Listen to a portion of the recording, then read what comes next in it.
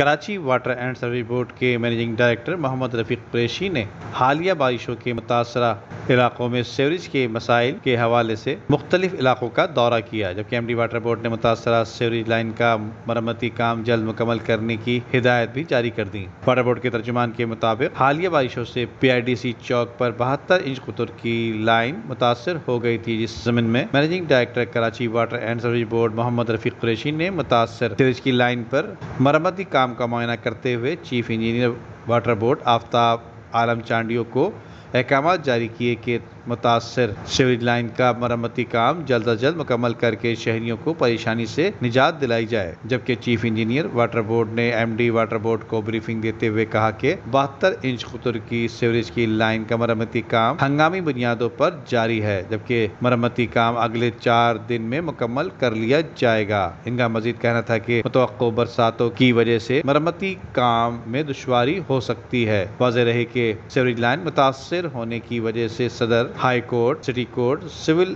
اسپتال، این آئی سی وی ڈی، حقانی چوک، اردو بازار اور آس پاس کے علاقوں میں سیوریج اوور فلو کی شکایت بھی موصول ہوں گی۔ ندیم صدیقی، میٹرو 7 پاکستان۔ عمدہ میں پکائیں اور جی بھر کے کھائیں۔